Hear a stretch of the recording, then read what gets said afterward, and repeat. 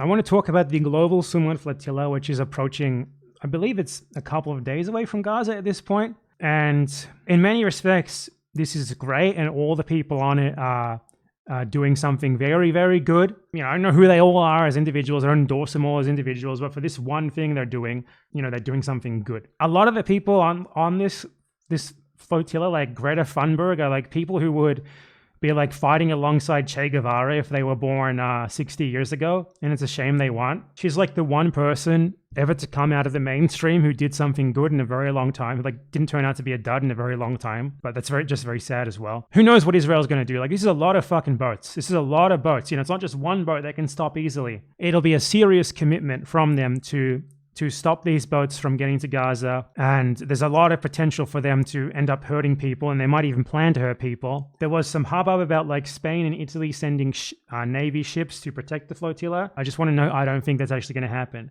I think the ships that are being sent by various countries' navies are there to do rescue operations for their citizens if they end up getting their ship sunk or something. That's the most likely reason. They're not going to actually fight Israel. Nor could they if they wanted to, you know. One or two ships aren't going to be able to deal with Israel with fucking aircraft nearby, obviously. So obviously this is a good action. It's like a legitimate material, like physical confrontation to the Israeli blockade on Gaza, the biggest one ever so far. But Israel has reacted violently and repressively to these sorts of actions before, though they haven't been confronted with one anywhere near this large before. Previous flotillas, they outright massacred people. Not like the recent ones, the recent boats, rather like 10, 15 years ago, they just outright massacred people trying to break the blockade on Gaza. So they have the potential to do that, which is worrying, but so these people are obviously very brave to be putting themselves in the line like this. However, in a way, I feel like it is an example of the dire situation that we are all in, that this is people who are willing to put themselves on the line, who are willing to go as far as possible. This is the most that they can see themselves doing now. The furthest that they can see as a realistic strategy nowadays. Like, as I said, someone like Greta Thunberg would have been hijacking planes 40 years ago. Now Greta Thunberg like talks to the media and pleads with them to have hearts and be human beings, and goes on yachts that sail straight into the Israeli Navy over and over again, and then gets deported from Israel. I think it says something about the era that we're in. Also how technology has developed. Resistance isn't really possible anymore. At least armed resistance feels far less possible than ever before. Might be legitimate, but is it really something that can happen as much anymore with global surveillance technology, communications monitoring, like military equipment in general being like way more precise, way more able to track other people? Like, you know, Israel can kill random Hamas militants in Gaza if they accidentally turn their phone on for half a second with a precision bunker buster bomb on their tunnel. When we live in an age like that, the age of like a drone being able to kill you from like 50 kilometers away, based on like intercepting your communications or some shit like that. The age of like everyone having like an online digital footprint that any of these governments can look into and try to use it to help find you. We're in this age now where that sort of thing has rendered anything more than like symbolic publicity stunts. I'm not saying a publicity stunt is bad. I'm not using that in a bad term, but that's what this flotilla thing is. It's like a challenge to Israel, a symbolic challenge to Israel.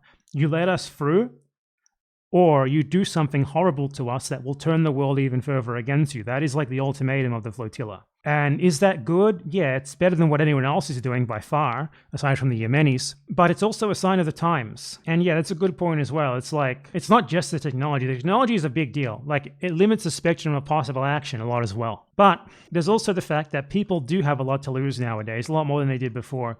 Conditions in the first world have gotten a lot better, even of minorities. You know, black people in the US used to have a lot more international solidarity with other groups. Actually, like, people look to black people as like an inspiration for their own struggles the world over in the US. Now, paradoxically, as black people in the US have won more rights, better material conditions for themselves, they are less incentivized to be as supportive and take as much action for other groups and feel as much solidarity with them and see as much linkages with their struggles as they used to. So this is not just like a white person thing. It affects everyone. It's linked to their material conditions. People have way more stuff to risk now, even if there are still poor people in the first world, you know, on average, I mean. People have way more stuff to lose now than they used to. And it's a lot easier for them to lose it, given everything they just said, said about like the surveillance and the communications intercepting and stuff like that. On one hand, obviously everyone involved in this flotilla, regardless of their positions and other things, is doing an incredibly good and brave thing. But I am very sad also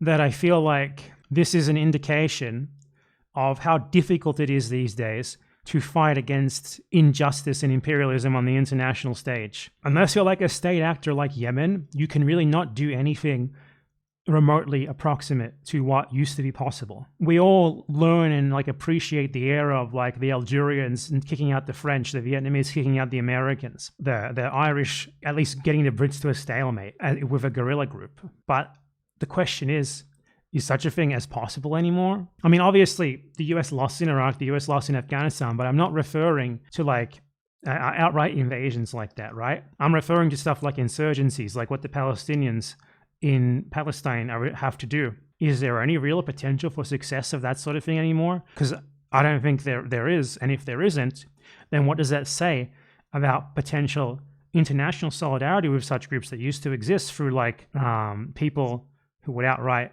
try to join like and help out the PLO and stuff? So I feel like we live in an age of a limited spectrum of action and limited incentive for action, and these two things are combining to create a very dire situation of inaction relative to previous eras, when we are in like an era of incredible crisis, especially with climate change coming, where paradoxically we probably need more action than ever really before. And I think the flotilla, this flotilla being like the furthest like possible spectrum of radical action that so many potentially genuine revolutionaries like Greta Thunberg see as potentially viable in our day and age, the sort of people who 50 years ago, as I said, would be far more militant in their action. I think that it's a positive thing that they're doing this, but it's also a sad indicator of the times that they feel that this is the limit of what they can do. So I just wanted to talk about that and use the flotilla and my endorsement of it as a springboard for that. I'm not saying these people are bad. I'm not saying they're doing something wrong. I'm using it as an example to, make a broader commentary about how fucked up things have become.